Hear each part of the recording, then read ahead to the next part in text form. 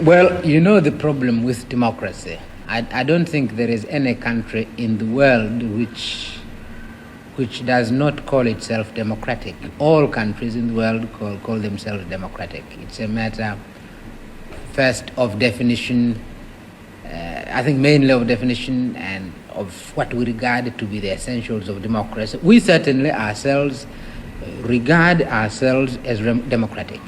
We understand why countries used to the multi-party system don't believe that a one-party system can be democratic, or are rather suspicious of the one-party system.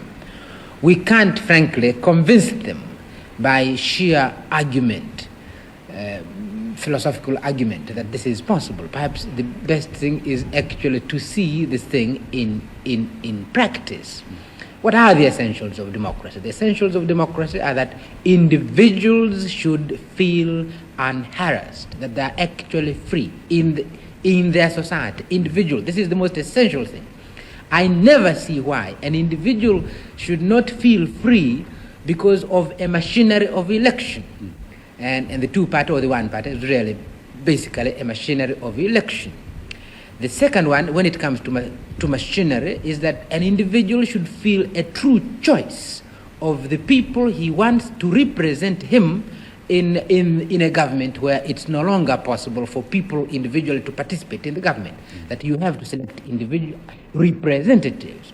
Now, sometimes you select parties, sometimes you select individuals.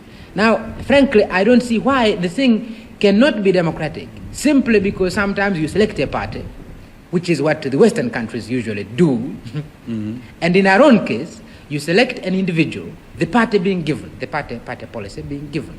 So, this is the kind of election we went through the other day, and we honestly believe we are independent, and we really ask the old countries at least to be democratic enough, to have a free mind, and to study the new experiments which are taking place in the rest of the world, and this experiment which is taking place in my own country. Yeah. It is democratic. We believe it is democratic. Now, not very long ago, you had a revolution across the water here, and you have a union with Zanzibar. Some people might want to know why a small population like that of Zanzibar is so heavily represented in your union parliament. Well, some people want to know, both outside. This question is asked not merely by non-Tanzanians, sometimes it's asked by Tanzanians. But remember what has happened. What has happened is a merger between two countries. It's a merger between two countries. And when you are talking about countries, there is no big country and small country. Countries are equal. Zanzibar was an independent sovereign state, not less sovereign than Tanzania and Tanganyika was an independent sovereign state. And the problem is really how it's a question of constitution. How do you merge these two countries? And what kind of constitution do you adopt? Now, take the United States of America. Their own constitution provides for two houses. In one house, what is represented there are the states, and they are treated as equal. There's no big one, there's no small one. All of them are represented in the Senate by an equal number of people.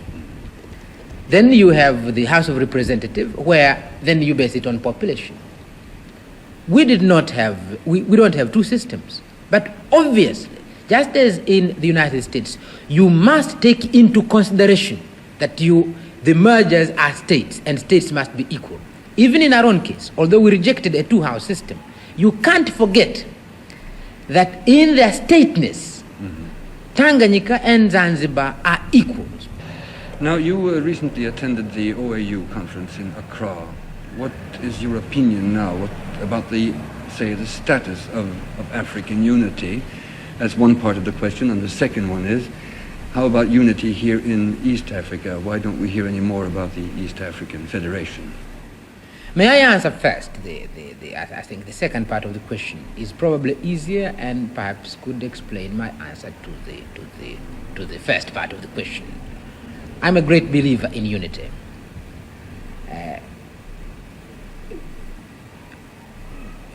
I believe in the old adage, unity is strength. I mean, this is truly, it is strength. And the human race would be much stronger if we were united. We would get rid of a lot of problems in the world if we could be united. And therefore, the human race must move towards unity. And continents like mine, a country like Tanzania must move towards greater unity, continents must move towards greater unity, and the human race must move towards unity. But the difficulties. And the difficulties are not philosophical. The difficulties are merely political. It is one of those funny things in history that a state represents nothing. It's sometimes accident of history. But once it is there, it has more power sometimes than religion, than philosophy, than all sorts of things. And people become extremely, while they accept philosophically we must be united, once you have these lines on a map and you have created the thing you call the nation, it's a big problem. So Africa has, in a sense, missed the first opportunity, and this is the thing I said in East Africa, that in East Africa we should have become united before we became independent, before we became separate states. We should have done that. I did advocate that in 1960. I did even go as far as saying, realizing this, I went as far as saying Tanganyika must delay her independence, or ought to delay her independence, so that we all become united, and then we take our independence. Well, this did not happen. The reasons I understand, but I felt it was a great pity that we did not become united before we became independent. Hence now the difficulties. We now become separately independent, and as a result, since we are sovereign states, it's extremely difficult. Mm-hmm. And for the time being, quite frankly, we must forget the possibility of a political merger in East Africa. Things like economic cooperation, this we are maintaining with great difficulty, but I think we'll maintain. Now, this is true of Africa. If it is true on a small scale like East Africa, where we have a common language, Swahili and English, common traditions of government, because all of us have been under British rule, we have common services, we have no railways, all railways are East Africans, and all East African railways, and all sorts of things, common currency and all sorts of things running together. If this is difficult, obviously it's going to be much more difficult on the continental basis. And this is the context in which people must view the unity that is taking place in Africa, the movement towards unity in Africa. This is the way you've got to assess the importance of the OAU, not from the ideal of unity, but from the difficulties of moving towards there. And if you do accept this, then the organization of African unity is extremely significant, because here you are. I mean, it's the one continent where you find this. Young, feeling very much about their sovereignty, but still we meet, and we give and take. And there we are. So I'm very hopeful myself. I'm realistic enough to feel that our road to unity is going to be long, patient. Mm-hmm. But I am again feeling that given these difficulties, the OAU is a small miracle.